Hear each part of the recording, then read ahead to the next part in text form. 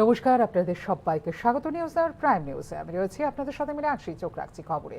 মেলার মাঠের ব্যবসায়ী প্রয়াত হরিশঙ্কর সাহার বাড়িতে গেলেন মুখ্যমন্ত্রী ডাক্তার মানিক সাহা। শুক্রবার সন্ধ্যায় তাঁর বনমালীপুরের বাসভবনে যান মুখ্যমন্ত্রী। প্রয়াত ব্যবসায়ীর সহধর্মিণী এবং তাঁর ছেলের সঙ্গে কথা বলেন মুখ্যমন্ত্রী। প্রয়াতের পরিবারের এবং আত্মীয় স্বজনদের প্রতি সমবেদনা জ্ঞাপন করেন তিনি। রাজ্য সরকার সর্বতোভাবে এই পরিবারের পাশে রয়েছে বলে এদিন প্রয়াতের পরিবার পরিজনদের জানান মুখ্যমন্ত্রী ডক্টর মানিক সাহা। উল্লেখ করা যেতে পারে, গত 15 অক্টোবর এক যুবকের অতর্কিত আক্রমণে গুরুতর আহত হয়ে পরবর্তী সময়ে জিবি হাসপাতালে চিকিৎসাধীন অবস্থায় মৃত্যু হয় মেলার মাঠের ব্যবসায়ী হরিশঙ্কর সাহার।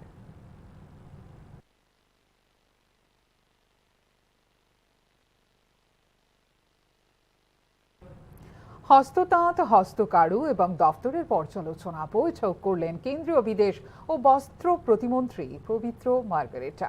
শুক্রবার রাজ্য সচিবালয়ে এই পর্যালোচনা বৈঠক করেন পবিত্র মার্গারেটা। বিভিন্ন কেন্দ্রীয় প্রকল্প বাস্তবায়নে পর্যালোচনার জন্য গত বুধবার 3 দিনের রাজ্য সফরে আসেন কেন্দ্রীয় বিদেশ ও বস্ত্র প্রতিমন্ত্রী পবিত্র মার্গারেটা। শুক্রবার ছিল তাঁর রাজ্য সফরের শেষ দিন।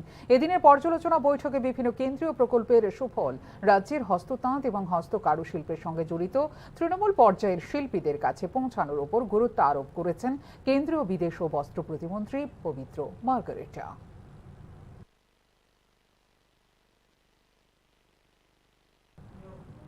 চরিলামের বেশ কিছু এলাকায় ধান খেতে শুরু হয়েছে বিষাক্ত পোকার আক্রমণ, ফলে ধ্বংস হচ্ছে ধানের ফলন।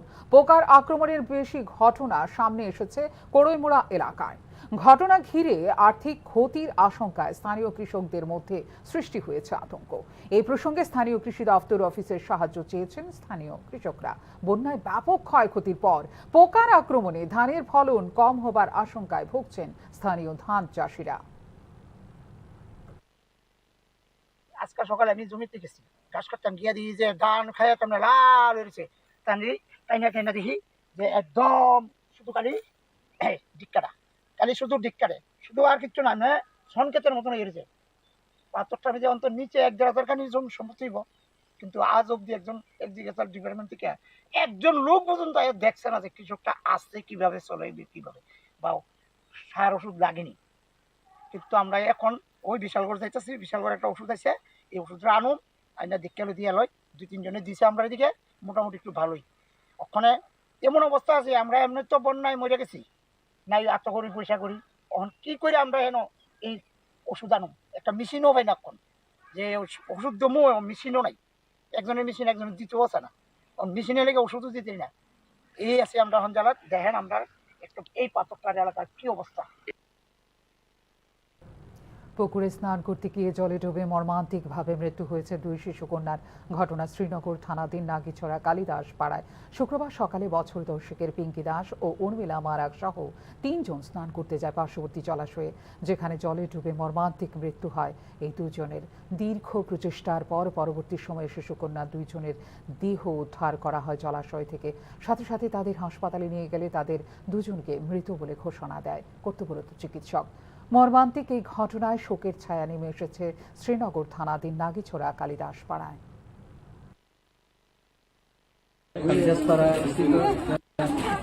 লিগের মধ্যে প্রথমে একটা ডেড বডি পাঠানো খবর পাওয়ার সময় সময় আমরা ফায়ার সার্ভিস আমরা রিকভার করে আমরা হসপিটালে পাঠানো সময় আবার জানতে পারছি আরেকজন মেয়ে খুঁজে পাওয়া যাচ্ছে না।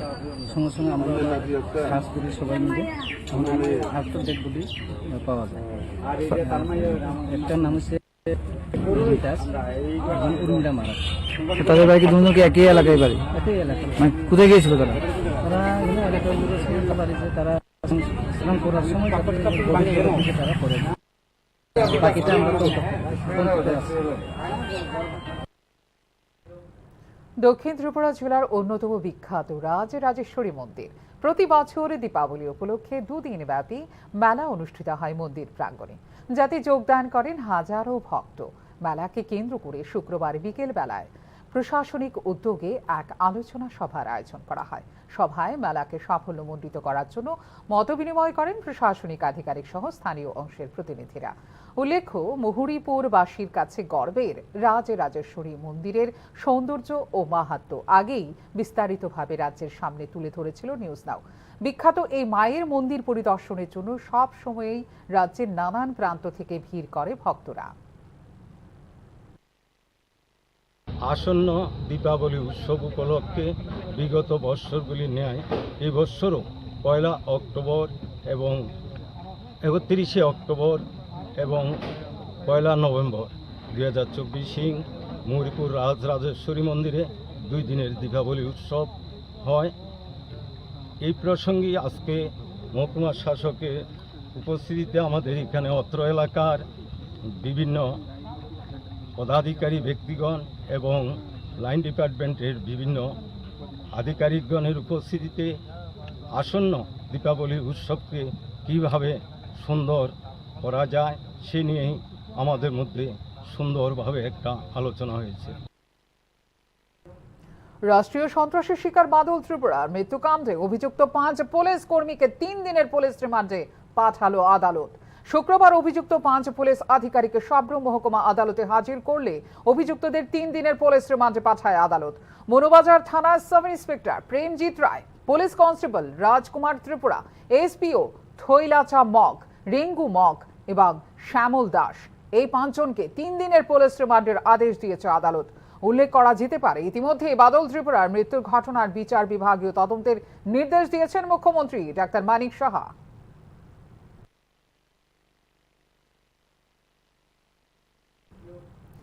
9.5 বছর পর ফের পরিবর্তন ভারতীয় রেলের দূরপাল্লার ট্রেনের টিকিটের অ্যাডভান্স বুকিং এর সময়সীমা। এবার থেকে যাত্রার 60 দিন আগে রিজার্ভেশন করা যাবে রেল টিকিটের। 1 নভেম্বর থেকে এই সিদ্ধান্ত কার্যকর হবে বলে জানিয়েছে ভারতীয় রেল। কোথাও কাজে বা বেড়াতে যেতে হলে এবার দূরপাল্লার ট্রেনের টিকিট কাটার জন্য ডেট অফ জার্নির 4 মাস আগে নয়, 2 মাস আগে টিকিট কাটা যাবে। এমনই ব্যবস্থা চালু হচ্ছে 1 নভেম্বর থেকে। অল্প সময় নয়, 9.5 বছর পর ফের পরিবর্তন হলো ভারতীয় রেলের দূরপাল্লার ট্রেনের টিকিটের অ্যাডভান্স বুকিং এর সময়সীমায়। 2015-র 1 এপ্রিল থেকে 2024-এর 31 অক্টোবর পর্যন্ত 120 দিন আগে টিকিট কাটা যেত ট্রেনে। এবছরের 1 নভেম্বর থেকে ভারতীয় রেলের দূরপাল্লার ট্রেনে অ্যাডভান্স বুকিং উইন্ডো খুলবে 60 দিন বা 2 মাস আগে। অর্থাৎ নতুন মাস পড়লেই দূরপাল্লার ট্রেনের টিকিট বুকিং এর ক্ষেত্রে নতুন নিয়ম। যে যাত্রীরা 1 নভেম্বর থেকে অ্যাডভান্স বুকিং করতে যাবেন তারা আর যাত্রা শুরুর তারিখের 120 দিন আগে টিকিট বুক করতে পারবেন না। তাদের ক্ষেত্রে অ্যাডভান্স বুকিং এর সময়সীমা কমিয়ে 60 দিন করে দেওয়া হলো বলে জানিয়েছে ভারতীয় রেল কর্তৃপক্ষ। ভারতীয় রেল গত 43 বছরে অর্থাৎ 1981 সাল থেকে এ পর্যন্ত অ্যাডভান্স রিজার্ভেশন পিরিয়ডে পরিবর্তন এনেছে 11 বার। যাত্রা শুরুর আগে 120 দিন থেকে 45 দিন সময়সীমায় ঘোরাফেরা করেছে এআরপি। এবার 1 নভেম্বর যে পরিবর্তন হতে চলেছে সে প্রসঙ্গে ভারতীয় রেলের বাণিজ্য বিভাগ জানিয়েছে যে যাত্রীরা ইতিমধ্যেই আগে থেকে 4 মাস পরের টিকিট কেটে ফেলেছেন, তাদের রিজার্ভেশন নিয়ে কোনো সমস্যা হবে না। 31 অক্টোবর পর্যন্ত এআরপি 120 বহাল থাকবে। 1 নভেম্বর থেকে যারা অ্যাডভান্স বুকিং করবেন তারা সর্বাধিক 60 দিন পরের বুকিং পাবেন। ভারতীয় রেলে এও জানিয়েছে বিদেশিদের জন্য এই ব্যবস্থা শিথিল থাকবে। তারা বন্ধন ও মৈত্রী এক্সপ্রেসের মতো আন্তর্জাতিক ট্রেনে যাত্রা শুরুর 365 দিন আগে অ্যাডভান্স টিকিট কাটতে পারবেন। গোমতী এক্সপ্রেস এআরপির আগে মতোই 120 দিন এবং তাজ এক্সপ্রেসের 30 দিন থাকছে বলে জানিয়েছে ভারতীয় রেল। ভারতীয় রেলের অনলাইন টিকিটিং সিস্টেম রক্ষণাবেক্ষণের দায়িত্বপ্রাপ্ত সংস্থা ক্রিস বা centre for railway information systems এর আধিকারিকদের মতে 120 দিন ধরে বিপুল সংখ্যক ডেটা স্টোর রাখার কাজটা খুবই কঠিন। এআরপি অর্ধেক হলে কম্পিউটারের উপর চাপ কম পড়বে। এআরপি কমানোর সেটাও একটা কারণ হতে পারে বলে মনে করছেন রেলের অনেকেই টিকিট কেটে তারপর আর যাত্রা করছেন না, এমনকি ক্যান্সেলও করছেন না টিকিট। ফলে রেলের বহু ট্রেনের আসন ফাঁকাই যাচ্ছে, অথচ যারা যেতে চায় তারা টিকিট পায় না। অতএব আগের ব্যবস্থার ফিরে রিজার্ভেশন এআরপির হ্রাস করা হয়েছে বলে জানিয়েছে ভারতীয় রেল। ব্যুরো রিপোর্ট, নিউজ নাও। শুক্রবার মনুবাজার স্থিত কালাঠিপায় পুলিশের অত্যাচারে নিহত বাদল ত্রিপুরার বাড়িতে যান বিরোধী দলনেতা জিতেন চৌধুরী। সেখানে মৃত বাদল ত্রিপুরার পরিবারের লোকেদের সঙ্গে দেখা করে পরিবার পরিজনদের প্রতি সমবেদনা জানান তিনি। বিরোধী দলনেতা মৃত বাদল ত্রিপুরার মৃত্যুর জন্য দায়ী যে 5 জন দোষীদের গ্রেপ্তার করা হয়েছে তাদের উপযুক্ত শাস্তি প্রদানের দাবি জানান।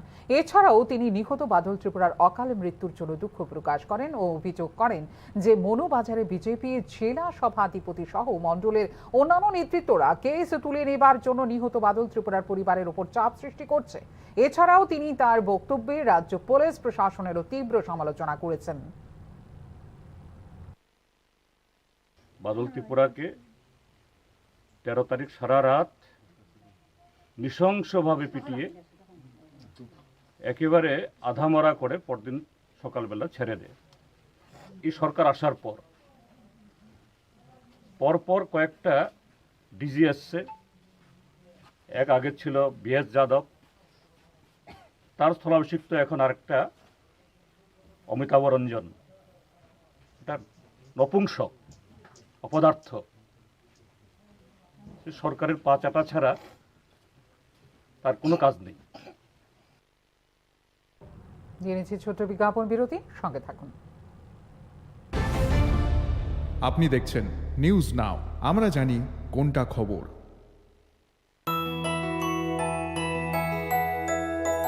স্বাদে ভরা ঘিয়ের সুবাস লংতরায়, কি ভালো খেতে।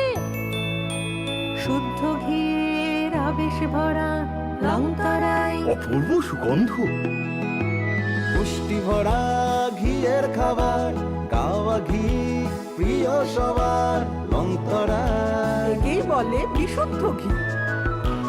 বিশুদ্ধ ঘি নাম মনে রেখো লংতরায়। লংতরাই ঘি রোজ খাবারে তোমাকে চাই। লংতরায়, লংতরায়, লংতরায়।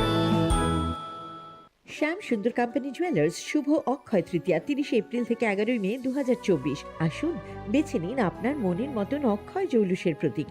100% এক্সচেঞ্জ মূল্য যে কোনো জুয়েলার্সের হলমার্কযুক্ত পুরনো সোনার গয়নায়। 275 টাকা ছাড় প্রতি গ্রাম সোনার গয়না কেনাকাটায়। 100% ছাড় হীরের গয়নার মজুরিতে। প্রতিটি কেনাকাটায় নিশ্চিত উপহার, ডেইলি লাকি ড্র, স্বর্ণ মুদ্রা, মেগা ড্র, 3টি স্কুটি। পাশাপাশি আছে সোনায় সোহাগা গয়না কেনার বিশেষ ডিসকাউন্ট স্কিম, জিএসআই আইজিআই পরীক্ষিত গ্রহরত্ন, রূপোর মুদ্রা ও রূপোর সামগ্রী। একেবারে সহজ সাধ্য দামে চোখ ধাঁধানো হীরের গয়নার সম্ভার। শ্যাম সুন্দর কোম্পানি জুয়েলার্স শুভ অক্ষয় তৃতীয়া 30 এপ্রিল থেকে 11 মে 2024। সবার সাদর আমন্ত্রণ। শ্যাম সুন্দর কোম্পানি জুয়েলার্স, কামান চৌমুহনী, ইউকো ব্যাংকের বিপরীতে, আগরতলা। আমরা প্রতিদিনই খোলা আছি। Step into the realm of Assam Downtown University, where we encourage success, experience the pinnacle of academic excellence, and live your best days. আপনি দেখছেন নিউজ নাও, আমরা জানি কোনটা খবর। মুখ্যমন্ত্রী ডাক্তার মানিক সাহাকে তাঁর চেয়ার থেকে টেনে নামানোর চেষ্টা করছেন তাঁর দলেরই একাংশ। বিস্ফোরক এই মন্তব্য করলেন রাজ্যের বিরোধী দলনেতা জিতেন্দ্র চৌধুরী।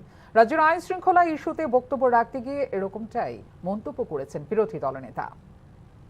মুখ্যমন্ত্রী ডক্টর মানিক সাহাকে তাঁর চেয়ার থেকে টেনে নামানোর জন্য চেষ্টা হচ্ছে বলে মন্তব্য করলেন রাজ্যের বিরোধী দলনেতা জিতেন্দ্র চৌধুরী।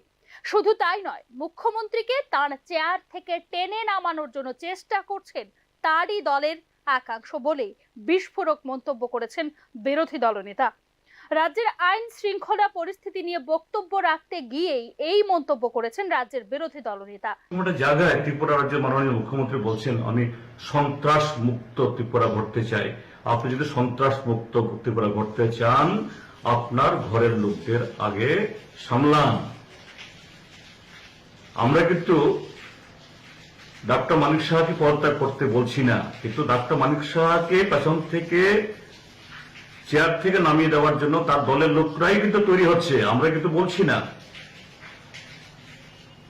আমরা বরঞ্চ বলছি ডাক্তার মানিক সাহা আপনার পুরো মেয়াদে আপনি কাজ করুন, কিন্তু আপনার প্রতিশ্রুতি পালন করুন, আইনের শাসন প্রতিষ্ঠা করুন। বক্তব্য রাখতে গিয়ে আইন শৃঙ্খলা রক্ষায় ব্যর্থতার কারণে পূর্বতন মুখ্যমন্ত্রী বিপ্লব কুমার দেবকে তার পদ থেকে বহিষ্কার করার পরও বিপ্লব কুমার দেব তার সহজাত প্রবৃত্তি থেকে বের হয়ে আসতে পারছেন না বলেও মন্তব্য করেছেন তিনি। আপনার ওই দল আপনার পূর্বসূরিকে গলা ধাক্কা দিয়ে নামিয়ে গিয়ে দিল্লি পাঠিয়ে দিয়েছিল। সে আমার এখন বলছে কাকে বর্তা খাবে, কাকে গুদক খাবে। সে নির্লজ্জ বেহায়ার কোন চরিত্রের কোন সংশোধন নেই, হবেও না কখনো। কিন্তু আপনাকে বলছি যে না, এটা ঠিক নয়। আপনি 5 বছর ক্ষমতায় টিকে থাকুন, 5 বছর পর লড়াই হবে, সে লড়াইয়ে দেখা যাবে আপনি থাকেন কি না থাকেন, এটা অন্য কথা গণতন্ত্রে। কিন্তু আপনি আপনার যে নষ্ট দায়িত্ব, যে সংবিধানের নামে শপথ গ্রহণ করে আপনি মুখ্যমন্ত্রী পদে বসছেন এই পবিত্র আসনে, সেই দায়িত্ব পালন করুন। আইন শৃঙ্খলা পরিস্থিতি রক্ষার জন্য শপথ নিয়েও পুলিশ এবং আরক্ষা প্রশাসনের একাংশ পক্ষপাতিত্ব করছেন বলে অভিযোগ রাজ্যের বিরোধী দলনেতার এবং বিরোধী দলগুলোর। আইন শৃঙ্খলা রক্ষার বিষয়ে পুলিশের কাজকর্মে দলীয় হস্তক্ষেপ এবং বিভিন্ন মামলার তদন্তের ক্ষেত্রে পুলিশের দুর্বল ফরওয়ার্ডিং এর অভিযোগ নিয়েও সোচ্চার রাজ্যের বিরোধী রাজনৈতিক দলগুলো। সার্বিক পরিস্থিতিতে ঘরে এবং বাইরে এক প্রকার চ্যালেঞ্জের মুখেই রয়েছেন বর্তমান রাজ্য সরকার বলে মনে করছেন রাজনৈতিক বিশ্লেষক মহল। ব্যুরো রিপোর্ট, নিউজ নাও। একমাত্র মেয়ের খুনের দায়ে অভিযুক্তের ফাঁসির দাবি জানালেন অসহায় মা বাবা। শুক্রবার রাজ্যের মুখ্যমন্ত্রীর কাছে এই দাবি রাখলেন চিরানিয়া চম্পকনগর এলাকার মৃত রূপালী দেবনাথের বাবা চন্দন দেবনাথ ও তাঁর স্ত্রী। জানা যায় 1 সপ্তাহ আগে চিরানিয়া চম্পকনগর এলাকার চন্দন দেবনাথের কলেজ পড়ুয়া মেয়ে রূপালী দেবনাথকে তার মাসির বাড়ি পূর্ব আগরতলা চন্দ্রপুর এলাকা থেকে অপহরণ করে নিয়ে যায় বিশালগড় মোড়াবাড়ি আশ্রমপাড়া এলাকার রূপম দাস নামে এক যুবক। পরিবারের অভিযোগ, রূপম দাস তাদের মেয়েকে অপহরণ করে পূর্ব পরিকল্পনা অনুযায়ী প্রতিশোধ নেওয়ার জন্যই তাকে খুন করে। কারণ রূপালী দেবনাথ রূপম দাসকে প্রথম থেকে অবজ্ঞা করে আসছিল। খুনের ঘটনার 8 দিন পর নিহত রূপালীর মা বাবা কাতর কণ্ঠে রাজ্যের মুখ্যমন্ত্রীর কাছে তাদের মেয়ের খুনের অভিযোগে অভিযুক্ত রূপম দাসের কঠোর শাস্তি এবং ফাঁসির দাবি রাখলেন। পাশাপাশি জিরানিয়া চম্পকনগর এলাকার জনগণও সোচ্চার হয়ে অভিযুক্ত খুনি রূপম দাসের কঠোর শাস্তির দাবি করে। দুর্গাপূজা সুপ্রিম পূজার দিন 5:45টার সময় এর মাসির বাড়ি থেকে বেরোছে অফিসে মানে রুমে যাওয়ার পথে আর কিডন্যাপ করা হয়েছে। কিডন্যাপ করে মার্ডার করা হয়েছে। কে করছে কিডন্যাপ? এটা রূপম দাস। বাড়ি কোন জায়গা? বাড়ি বিশালগড় আশ্রমপাড়া। দাবি আর ফাঁসি। মুখ্যমন্ত্রীর কাছে আমার বিনীত আবেদন যে এর উপযুক্ত শাস্তি এবং তার ফাঁসি দাবি করে। রূপালী দেবনাথ হত্যাকাণ্ডের মূল অভিযুক্ত রূপম দাসের কঠিন থেকে কঠিনতর শাস্তির দাবি জানাচ্ছি। দেশের পরবর্তী প্রধান বিচারপতি হতে চলেছেন সঞ্জীব খান্না। তার নাম সুপারিশ করেছেন ভারতের প্রধান বিচারপতি DY চন্দ্রচূড়। বিচারপতি সঞ্জীব খান্নাকে ভারতের 51তম প্রধান বিচারপতি হিসেবে নিয়োগের জন্য কেন্দ্রীয় সরকারের কাছে সুপারিশ করেছেন ভারতের প্রধান বিচারপতি DY চন্দ্রচূড়। ভারতের প্রধান বিচারপতি এবং সুপ্রিম কোর্টের বিচারকদের নিয়োগের জন্য মেমোরেন্ডাম অফ প্রসিডিওর অধীনে পরবর্তী নিয়োগের বিষয়ে বিদায়ী প্রধান বিচারপতির সুপারিশ চায় আইন মন্ত্রণালয়। এর প্রেক্ষিতেই বিচারপতি সঞ্জীব খান্নার নাম সুপারিশ করেন প্রধান বিচারপতি DY চন্দ্রচূড়। 14 মে 1960-এ জন্মগ্রহণকারী বিচারপতি খান্না 1983 সালে দিল্লির বার কাউন্সিলে একজন আইনজীবী হিসেবে নথিভুক্ত হন।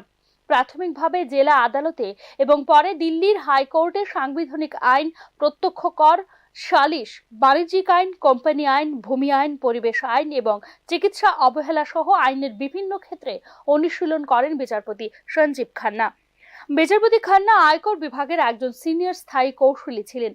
দিল্লির জাতীয় রাজধানী অঞ্চলের স্থায়ী পরামর্শদাতা হিসেবেও কাজ করেছিলেন বিচারপতি খান্না।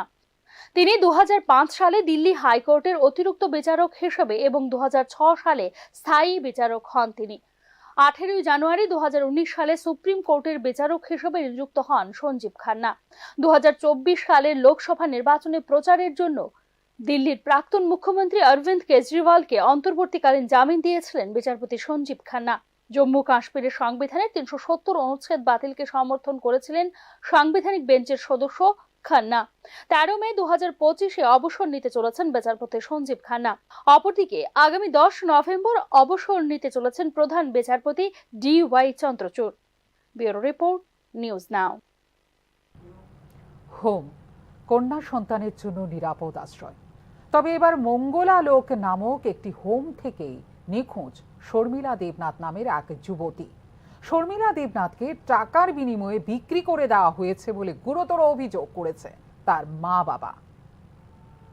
চাঞ্চল্যকর এই ঘটনায় যে তথ্য সামনে উঠে এসেছে তাতে জানা যায় ধলাই CWC থেকে শর্মিলা দেবনাথকে পাঠানো হয় আগরতলার ইন্দ্রনগর জগৎপুর স্থিত মঙ্গলালোক হোমে। বিগত বেশ কিছুদিন ধরে এই হোমেই থাকছিল মেয়েটি। তবে গতকাল রাতের পর থেকে নিখোঁজ শর্মিলা দেবনাথ। খবর পেয়ে হোমে ছুটে আসেন শর্মিলা দেবনাথের বাবা মা। মেয়ে নিখোঁজ হবার ঘটনায় মঙ্গলালোক হোমের বিরুদ্ধে গুরুতর অভিযোগ করেছেন শর্মিলা দেবনাথের মা সবিতা দেবনাথ। তার অভিযোগ, CWC এবং হোমের যোগ সাজসে মোটা টাকা লেনদেনের বিনিময়ে বিক্রি করে দেওয়া হয়েছে তাদের মেয়েকে। সম্পূর্ণ ঘটনার পেছনে রয়েছে আমবাসার বাসিন্দা রাজু ঘোষের হাত, এমনটাই অভিযোগ নিখোঁজ যুবতী শর্মিলা দেবনাথের অভিভাবকরা করেছেন। ঘটনায় যে তথ্য সামনে উঠে এসেছে তাতে জানা যায় এই রাজু ঘোষের সঙ্গেই দীর্ঘদিন ধরে প্রেমের সম্পর্কে আবদ্ধ ছিল শর্মিলা দেবনাথ এবং একবার পালিয়েও গিয়েছিল এই যুবতী। তারপরেই নানা আইনি প্রক্রিয়ার গারাকলে পড়ে তার ঠাঁই হয় মঙ্গলালোক হোম। শুনে নেওয়া যাক মেয়ে নিখোঁজ হবার ঘটনায় সংশ্লিষ্ট হোমের বিরুদ্ধে কি অভিযোগ করলেন শর্মিলা দেবনাথের মা। কি জানো? তারা আমার মেয়েটা বিক্রি করে দিচ্ছে, আমি যতটুকু বুঝি। কারণ হচ্ছে তারা এখানে আমার মেয়েটা নির্যাতন করছে, মেয়ে খুব কান্দাকাটি করছে, আমার কাছে রেকর্ডিং আছে, প্রচুর টাকা লেনদেন করছে। আর CWC থেকে হোমে যোগাযোগ করতেছে, আমি কই যাই না যাই CWC থেকে। এদিকে সুরক্ষিত একটি হোমের নিরাপত্তা ব্যবস্থাকে ফাঁকি দিয়ে একটি মেয়ে কিভাবে রাতের অন্ধকারে পালিয়ে গেল সেই বিষয় নিয়ে কোনো স্পষ্ট উত্তর দিতে পারেনি হোমের পরিচালিকা গায়ত্রী গোস্বামী। তার বক্তব্য, শর্মিলা দেবনাথ নিজের ইচ্ছেতেই আমবাসা পালিয়ে গিয়েছে রাজু ঘোষের বাড়িতে। তবে যেখানে হোমের দায়িত্ব যথাযথ নিরাপত্তা দিয়ে মেয়েদের রক্ষা করা, সেখানে হোম থেকে একটি যুবতী মেয়ের নিখোঁজ হবার ঘটনা নিয়ে গায়ত্রী গোস্বামীর ভাবনাহীন উত্তর, যেহেতু হোম জেলখানা নয় তাই এরকম ঘটনা হতেই পারে। এই বিষয়ে আমতা আমতা করে নানা পরস্পর বিরোধী বক্তব্য দিলেও হোমের নিরাপত্তা ব্যবস্থার গাফিলতি নিয়ে কোনো সদুত্তর দিতে পারেননি গায়ত্রী গোস্বামী। তবে প্রাসঙ্গিকভাবে বলা যায় সংশ্লিষ্ট হোমের বিরুদ্ধে আগেও নানান ধরনের অভিযোগ সামনে উঠে এসেছে। কেউ যদি পালায়ে যায়, জেল থেকেও পালায়ে যায়, এখন যে মা বাবা গার্ড থাকা সত্ত্বেও আপনি যেমন জিজ্ঞেস করতেছেন, আপনি নিজেই উত্তরটা বাই করেন না। কেউ যদি তাহলে বলা যায় যে আপনারা যার সত্যতা উঠে এসেছে শর্মিলা দেবনাথের মা সবিতা দেবনাথের অভিযোগেও। তার মেয়ে শর্মিলাকে এই হোমে অত্যাচার করা হতো এবং ঠিকমতো খাবার দাবার দেওয়া হতো না বলে এদিন জানিয়েছেন তিনি। তারা আমার মেয়েটা বিক্রি করে দিচ্ছে, আমি যতটুকু বুঝি। কারণ হচ্ছে তারা এখানে আমার মেয়েটা নির্যাতন করছে, মেয়ে খুব কান্দাকাটি করছে, আমার কাছে রেকর্ডিং আছে। আর সেপ্টেম্বর 7 তারিখ CWC মধ্যে প্রচুর টাকা লেনদেন করছে। আর CWC থেকে হোমে যোগাযোগ করতেছে, আমি কই যাই না যাই CWC থেকে সমস্ত খবর এখানে দিতেছে।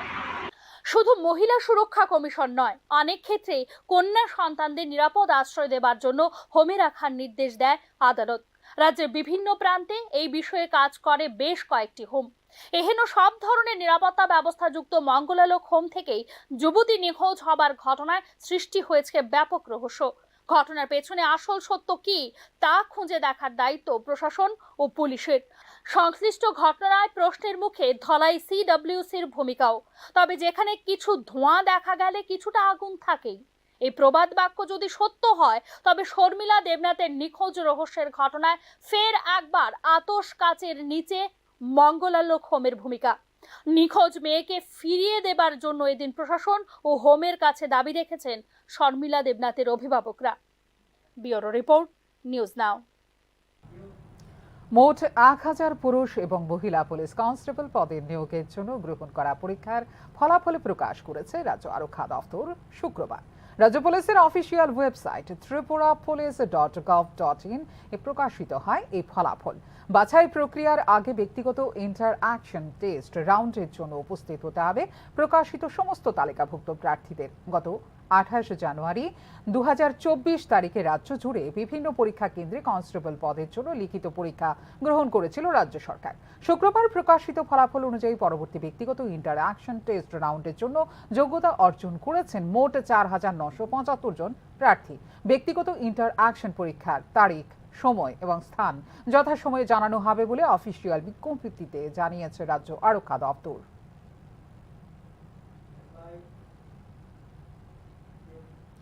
লক্ষ্মী পুজোর দিন বাড়িতে বাজি নিক্ষেপের ঘটনার প্রতিবাদে করায় হামলা সংঘটিত হয়। ঘটনা রাজধানীর ইন্দ্রনগর এলাকায়। ঘটনার সঙ্গে যুক্ত থাকার অভিযোগে দুজনকে গ্রেপ্তার করে শুক্রবার আদালতে সোপর্দ করেছে পুলিশ। জানা যায়, লক্ষ্মী পুজোর দিন রাতে রাজধানীর ইন্দ্রনগর এলাকার বাসিন্দা সুরঞ্জন সরকারের বাড়িতে এলাকার কয়েকজন ছেলে বাজি নিক্ষেপ করে। এই ব্যাপারে বাধা দিলে ওই এলাকার ছেলেরা বাড়িতে ঢুকে বাড়ির লোকজনদের ওপর হামলা চালায়। এতে বাড়ির লোকজন আহত হয় বলে থানায় অভিযোগ করে বাড়ির মালিক সুরঞ্জন সরকার। অভিযোগের ভিত্তিতে ঘটনার সঙ্গে জড়িত রাজেশ সরকার ও রাকেশ সরকারকে গ্রেপ্তার করে আদালতে প্রেরণ করা হয়েছে বলে জানিয়েছেন পুলিশ আধিকারিক। অ্যাকচুয়ালি সুরঞ্জন সরকার নামে একজন লোক আমাদের কাছে অভিযোগ করেন যে গত 16 তারিখ ওনার বাড়িতে কয়েকজন ছেলে নাকি বাজি নিক্ষেপ করছিল। তো উনি ওই ব্যাপারে একটা অবজেকশন দেওয়াতে ওনার বাড়িতে গিয়ে ওরা আক্রমণ করে এবং ওনার বাড়ির লোকজন আহত হয়। তার পরবর্তীতে তাদের অভিযোগ মূলে আমরা দুজন ছেলেকে গ্রেপ্তার করি এবং ওদেরকে আজকে আমরা মাননীয় আদালতে পাঠাবো। ওদের মধ্যে একজনের নাম রাকেশ সরকার, আরেকজনের নাম রাজেশ সরকার। দুজনের বাড়ি সাউথ ইন্দ্রনগর। চোখ রাখছে এই মুহূর্তে শেষ খবরে। আগরতলা স্মার্ট বাজারে চুরির ঘটনায় যুক্ত থাকার অভিযোগে গ্রেপ্তার 2। শুক্রবার অভিযুক্তদের আদালতে তোলা হবে জানিয়েছেন পুলিশ পশ্চিম থানার ওসি পরিতোষ দাস। ঘটনার বিবরণে জানা যায়, 16 অক্টোবর আগরতলা স্মার্ট বাজার থেকে বিল না করে জিনিসপত্র নিয়ে যাওয়ার সময় নিরাপত্তা রক্ষীদের কাছে হাতে নাতে ধরা পড়ে দুজন যুবক। পরবর্তী সময়ে স্মার্ট বাজারের ডিপার্টমেন্টাল ম্যানেজারের লিখিত অভিযোগ মূলে সুজয় ঘোষ ও দেবব্রত সাহা নামে দুজনকে গ্রেপ্তার করে পুলিশ। শুক্রবার অভিযুক্ত দুজনকে আদালতে প্রেরণ করা হবে বলে জানিয়েছিল পশ্চিম থানার ওসি।